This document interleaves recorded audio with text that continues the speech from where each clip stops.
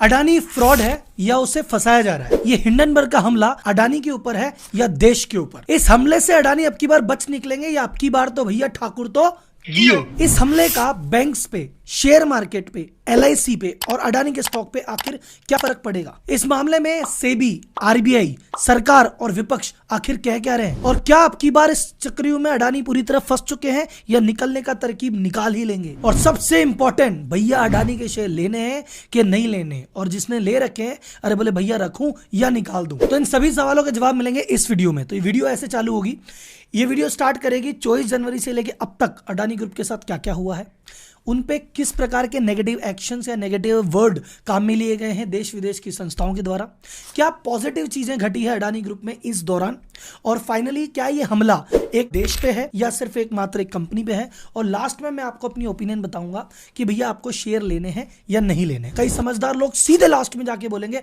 Opinion ही देख लेते हैं, लेकिन जब तक शुरुआत की चारों चीज नहीं देखोगे लास्ट की चीज का कोई सेंस नहीं है। तो बिना टाइम वेस्ट किए करते हैं वीडियो की शुरुआत।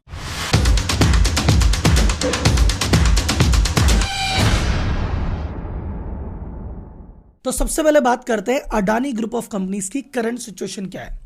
सर जी, हिंडनबर्ग की रिपोर्ट जो आई थी वो आई थी 24 जनवरी को, और ये जो मैं डेटा मेरे पास अब तक है ये है 3 जनवरी तक का डेटा है। तो अगर इसकी पूरी बात करेंगे तो ग्रुप का पूरा मार्केट कैप 47% नीचे आ चुका है। अडानी जी पर्सनली तीसरे सबसे अमीर व्यक्ति से 22वें नंबर पे जाके बैठ गए हैं।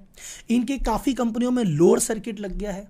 कई कंपनियों के शेयर ऐसे हैं जो अपने 52 वीक के लो पे चल रहे हैं। इसका मतलब भैया हालत तो टाइट है। हिंडनबर्ग की रिपोर्ट आई थी 24 जनवरी को, 106 पेज की रिपोर्ट थी। उन्होंने पूछे 88 सवाल। अडानी जी ने 4 दिन बाद ही भाई साहब उस पर 413 पेज का रिप्लाई दे दिया। पर उस रिप्लाई से शायद हिंडनबर्ग और मार्केट दोनों ही ज्यादा प्रसन्न नहीं हुए। तो जितना शेयर मार्केट रुक जाना चाहिए था वो रुका नहीं और गिरावट जारी रही। सबसे इंपॉर्टेंट अगर अपन देखें 24 जनवरी की डेट क्यों चुनी गई थी, क्योंकि इसका एफपीओ को फेल करने का प्लान था। अडानी एंटरप्राइजेस का 20,000 करोड़ का एफपीओ आ रहा था, फॉलो ऑन पब्लिक ऑफर, जिसका मतलब वो एक अपने 3100 से 3200 की रेंज में नए शेयर्स अपने मार्केट में इशू कर रहे थे। उसको लेके सब जने एक्साइटेड थे, फॉरेन इन्वेस्टर भी एक्साइटेड थे, रिटेल इन्वेस्टर भी था, सब अडानी अडानी की जय जय कर रहे थे। और यही समय हिंडनबर्ग को लगा मेरी जैसी रिपोर्ट आएगी, ये शेयर फॉल होगा और ये एफपीओ सब्सक्राइब नहीं होगा और हालत इनकी और ज्यादा खराब होगी। और एक समय ऐसा लग भी रहा था कि ये सब्सक्राइब नहीं होगा, क्योंकि पहले दिन ये 1% भी सब्सक्राइब हुआ, दूसरे दिन 3% हुआ, इवन 12 बजे तक जो लास्ट डे था तब भी 20% ही सब्सक्राइब हुआ था। लेकिन फाइनली कुछ अबू धाबी के सपोर्ट से, कुछ इजराइल के सपोर्ट से ये ओवर सब्सक्राइब हो गया और ये एफपीओ जो एम था हिंडनबर्ग का इसको फेल करने का, वो एम तो सफल नहीं हो पाया। एक्चुअली हिंडनबर्ग का एम क्या था कि ये जो 3100-3200 की रेंज पे नए शेयर आने वाले थे, अगर अडानी का शेयर टूट के ही 2500-2600 पे आ जाएगा तो भैया 2600 का शेयर अगर मार्केट में मिल रहा है तो 3200 का कौन लेगा? तो इस चक्कर में था। लेकिन फिर भी अडानी जी के रिलेशन मान लो, कुछ भी इन्वेस्टर का भरोसा मान लो, ये चीज ओवर सब्सक्राइब हो गई। पर उन्होंने मॉरल ग्राउंड पे इस एफपीओ को कैंसिल कर दिया कि यार जब बाजार में चीज मिल रही है 2200-2300 की और मैं 3200 की क्यों दूं? इन्वेस्टर का आज नहीं तो कल मेरे पे नेगेटिव इंपैक्ट आएगा। तो ये चीज को मानते हुए उन्होंने कैंसिल कर दिया। और उनका कैंसिल करते ही जिस दिन उन्होंने कैंसिल किया था, अडानी एंटरप्राइज का शेयर 26% टूटा था।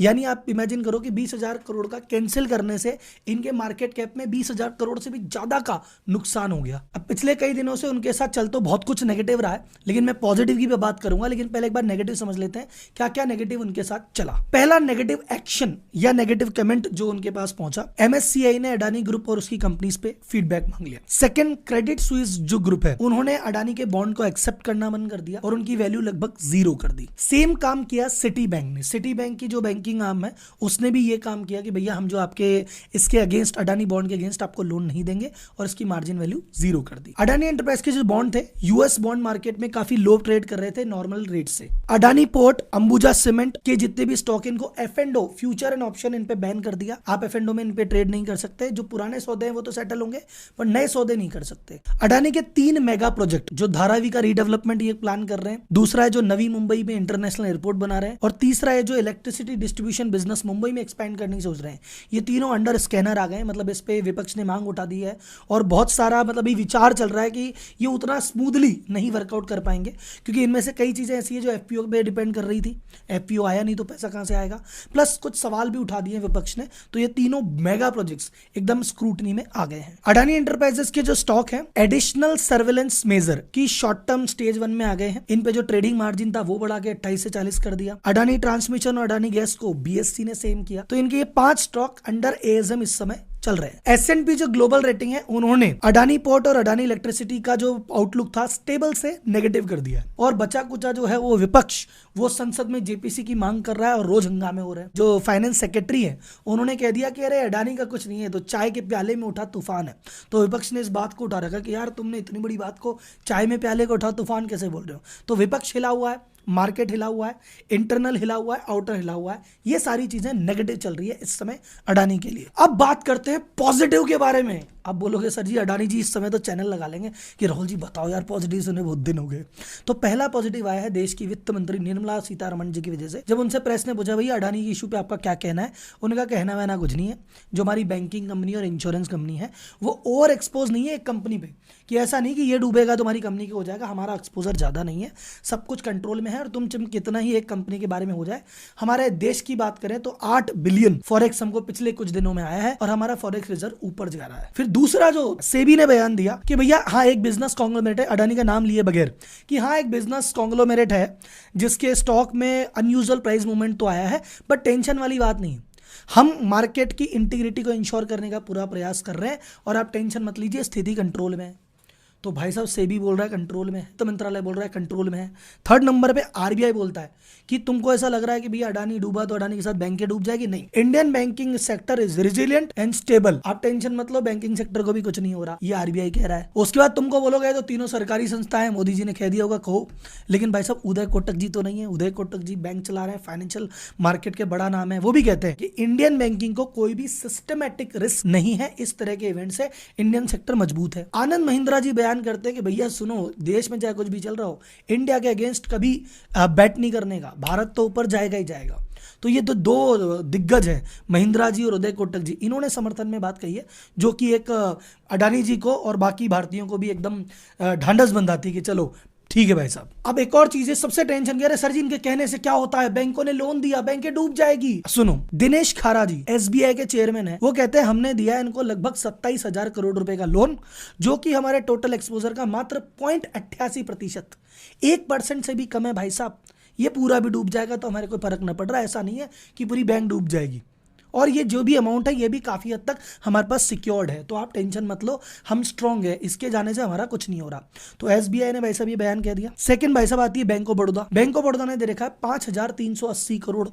वो कहते हैं भाई साहब एक बात सुनो, हमने जितना भी लोन दिया है लिमिट में रह के दिया है।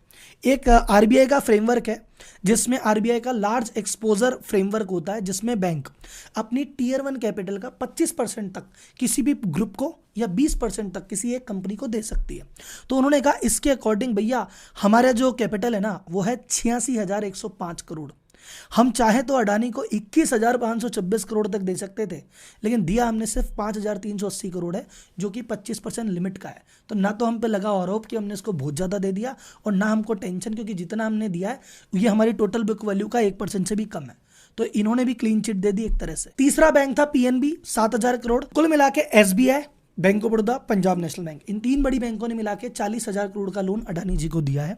और ये तीनों कह रहे हैं कि जो हमारी टोटल बुक वैल्यू है, जितना टोटल हमने लोन दिया है उसका भैया 1% से भी कम है, तो चिंता वाली कोई बात नहीं है। अब बोलोगे तीनों सरकारी, प्राइवेट भी कह दिया। एक्सिस बैंक कह रहा है कि हमारा जो एक्सपोजर है हमने उन्हीं कंपनियों को लोन दिया है जो कि ऑलरेडी रनिंग है, पैसे कमा रही है। हमारी जो फंड बेस्ड लिमिट है वो 0.02% दिया है हमने, नॉन फंड का 0.25 दिया है। अगर जितना लोन हमने दिया है अडानी ग्रुप को उसका टोटल कर ले तो 0.94% ही है, यानी हमने भी 1% से कम दिया है। और सबसे बड़ा नाम जो बार बार उछलता है LIC, वो भी यही कह रहे हैं कि भैया हमने जो टोटल इन्वेस्टमेंट है 35,917 करोड़, और हमारा जो टोटल एक्सपोजर वो है 42 लाख करोड़। हमने भी हमारे टोटल पोर्टफोलियो का 1% से भी कम लोन दिया है, तो टेंशन की बात हमें भी नहीं है। अब आपने सारे पॉजिटिव चीजें सुन ली कि भैया जितने भी प्राइवेट बैंक है उन्होंने कह दिया कोई टेंशन नहीं है, नेशनलाइज्ड बैंक बोल दिया कोई टेंशन नहीं है, सेबी बोला, आरबीआई बोला, सरकार बोल रही कोई टेंशन नहीं है।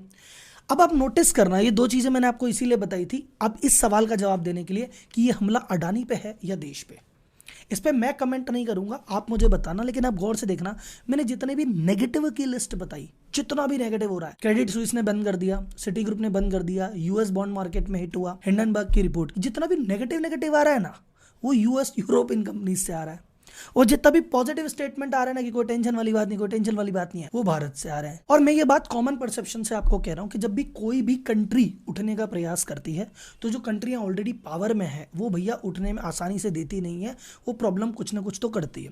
यूएस के कई लोगों ने ऐसा भी कहा है, उनके बयान है पहले कि भैया चाइना जब उठ रहा था हमने ध्यान नहीं दिया, आज हम भुगत रहे हैं, लेकिन आगे से हमें ध्यान रखना है कि ये गलती हमसे दोबारा रिपीट ना हो।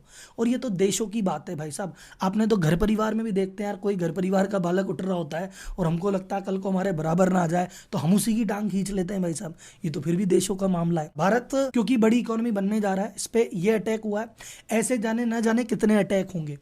अब ये वाला अटैक वो वाला अटैक है या अडानी की गलती है, ये फैसला आप करो, मैं इसमें नहीं पड़ता। लेकिन मान लो कि देश पे अटैक होना इलेक्शन ईयर में कॉमन है। आपको हर 15 दिन, महीना भर, 2 महीने में कहीं ना कहीं कोई न्यूज़ आएगी जो इंडिया को, इंडियन बिजनेस को या इंडियन मार्केट को डिस्क्रेडिट करने की कोशिश करेगी। हमको समझदार बने रहना है, क्या सही क्या गलत। अब सवाल यह है कि अडानी जी इस चक्रव्यूह से निकलने के लिए क्या कर रहे हैं। अडानी जी सबसे पहले कह रहे हैं कि भाई साहब बात ऐसी है कि असली जो गेम हुआ है ना वो है कि मेरी इमेज बहुत खराब है भाई साहब। अगर ये रिपोर्ट, हिंडनबर्ग की रिपोर्ट अडानी पे ना निकल के टाटा पे निकलती ना तो लोग टाटा जी को तो सलाम करते और हिंडनबर्ग को गालियां देते। एक्चुअली क्या था, अडानी जी की इमेज तो पहले ही खराब थी कि ऐसा है ऐसा है, फिर रिपोर्ट और आ गई तो लोगों को मौका मिल गया, बाहर आ गए। तो अडानी जी ने कहा सबसे पहले तो इमेज ठीक करनी है। तो इमेज ठीक करने के लिए सबसे पहला काम क्या किया था, 413 पेज का रिप्लाई दिया, उससे बात नहीं बनी। इन्होंने कहा एफपीओ कैंसिल किया। ये एक बड़ा फैसला था कि 20,000 करोड़ रुपए जब आ चुके थे, जनता पैसे दे चुकी है, वो जो भी था जनता ने दे दिए, तुम रख लेते ना। पर उन्होंने कहा नहीं यार, मॉरल ग्राउंड पे मैं वापस देता हूँ। वहां देके इन्होंने थोड़ी सी अपनी इमेज प्लस की। और अभी एक इंटरेस्टिंग चीज हो रही है, जब मेरी वीडियो आएगी तब तक आप देख चुके होंगे। अभी अडानी जी ने 4 दिन बताए, सोम मंगल बुध गुरु, 4 दिन में वो जो अपनी 7 पब्लिकली ट्रेडेड कंपनी है इनके फाइनेंशियल शेयर करने वाले हैं। तो ये वीडियो आने तक मेरे हिसाब से 2-3 कंपनियों के आ चुके होंगे और 2-3 के आने बाकी होंगे। तो ये कह रहे हैं तुम्हें शक है ना, मैं कमाता नहीं हूँ, लो प्रॉफिट दिखा दूंगा, लो अर्निंग दिखा दूंगा, लो असेट दिखा दूंगा। दूसरा, तुम मेरे पे शक क्या करते हो, मैं बहुत ज्यादा लोन लेके बैठा हूं। तो अडानी जी इस समय क्या कर रहे हैं कि जितने भी शेयर के अगेंस्ट इन्होंने लोन लिया था उसको प्री पेमेंट कर रहे हैं। एक रिपोर्ट अभी आई है, उस पर मेरा एक शॉर्ट्स भी आ जाएगा। 9,000 करोड़ रुपए का एक पेमेंट है जो कि इनको करना था सितंबर 2024 में। पर ये कह रहे हैं मैं तो एडवांस में ही कर देता हूं, मैं तो पहले ही कर देता हूं, मुझे मेरे शेयर छुड़ाने हैं। तो शेयर जिसको गिरवी का बार बार आरोप लग रहा है, वो शेयर छुड़ा रहे हैं और पैसे एडवांस में पे कर रहे हैं लगभग 1.5 साल पहले। और ये अपनी इनकम दिखा के, बाकी सारी चीज दिखा के अपना इमेज परसेप्शन चेंज करने की कोशिश कर रहे हैं। अब ये कोशिश कितनी सफल होती है नहीं होती, लोग इन पे भरोसा करते हैं नहीं करते, वो आगे देखने वाली बात है। सबसे इंपॉर्टेंट चीज, शेयर लेना कि नहीं लेना, राहुल जी ये सारी बातें मोह माया है, हम तो बताओ लेना कि नहीं लेना। देखो sir, as a business consultant आपको बताता हूँ सिंपल, अलग अलग तरह के बिजनेस होते हैं, उनकी अलग अलग स्ट्रेटजी होती है। कोई बिजनेस ऐसा होता है जो कहता है कि मैं प्रॉफिट कमाऊंगा, उसी प्रॉफिट को वापस लगाऊंगा और कम लोन, कम कर्ज के साथ धीरे धीरे हौले हौले मजबूत ग्रोथ करूंगा। उसमें क्या होता है, रिटर्न बहुत हल्के आते हैं लेकिन कंसिस्टेंट आते हैं, लंबे समय तक आते हैं, रिस्क भी कम होता है। कुछ तरह की कंपनियां क्या कहती है कि नहीं भैया मुझे तो बहुत आगे बढ़ना है और मेरे प्रॉफिट से बढ़ूंगा तो न जाने कब तक बढ़ूंगा, तो मैं तो भैया बहुत सारा लोन लूंगा, बहुत सारा रिस्क लूंगा, बहुत सारा फैलूंगा, लेकिन भाई साहब यही व्यक्ति बहुत सारे रिटर्न भी देगा। तो आज आप कह रहे हो अडानी ग्रुप ने बहुत रिस्क है, बहुत रिस्क है, बहुत रिस्क है, तो भैया इसीलिए तो इसने बहुत रिटर्न कमाई थी। जहां पे रिस्क नहीं है वहां रिटर्न नहीं है। तो अब आप किस तरह के इन्वेस्टर हो उस पर डिपेंड करता है अडानी की शेयर लेना कि नहीं लेना। आप इस तरह के शेयरों के नहीं सर रिस्क तो लेने जरूरी है, रिस्क लेंगे आगे बढ़ेंगे, आप अडानी में इन्वेस्ट करो। आपको लगता है मैं रिस्क करना चाहता हूं, आपको लगता है मुझे अडानी पे भरोसा है, मुझे लगता है कि अडानी पे ये जो हमला है ये तो देश पे हमला है, आपको ऐसी चीज लगती है, आप इन्वेस्ट करो, चीज आगे जाएगी। आपको ऐसा लगता है नहीं सर मुझे तो अडानी जी पे भरोसा नहीं है, मुझे तो लग रहा है कि ये गड़बड़ है और मुझे तो भैया रिस्क की कंपनी चाहिए नहीं, आप मत करो। It's all about your perception. कोई यूट्यूबर क्या कह रहा है, कोई न्यूज चैनल क्या कह रहा है, छोड़ो, सबके एजेंडा है। किसी की कोई पक्ष के लिए बोलेगा, कोई विपक्ष के लिए बोलेगा, सबके एजेंडा है।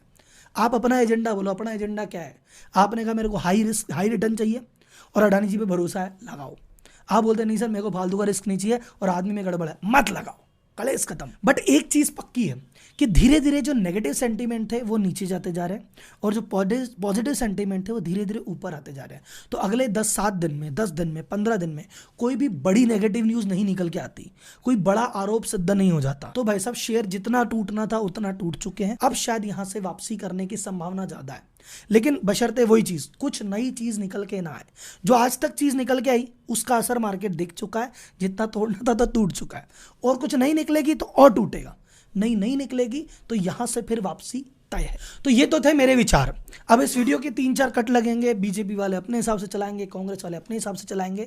जो भी अगर आप इधर इस वीडियो की कटिंग देखो, उनसे हाथ जोड़ के रिक्वेस्ट करना, भैया वीडियो पूरी देख लो, वीडियो का लिंक आपके पास है। और इस पर और भी कोई अपडेट, कोई भी सवाल तो कमेंट बॉक्स में पूछिए, मैं यहाँ हूँ, आपके सभी सवालों का जवाब दूंगा। और अडानी पे जो जो डेवलपमेंट होता जा रहा है उस पर डेली एक शॉर्ट्स बनाता जा रहा हूँ, तो आपको टुकड़ों टुकड़ों में जानकारी वहाँ मिलेगी। और जब मुझे लगेगा कि कोई कंक्लूजन है या जो ओपिनियन देनी है, तब मैं लॉन्ग वीडियो बना दूंगा। और भी कोई सवाल है कमेंट बॉक्स में जरूर पूछिए। धन्यवाद। जय हिंद।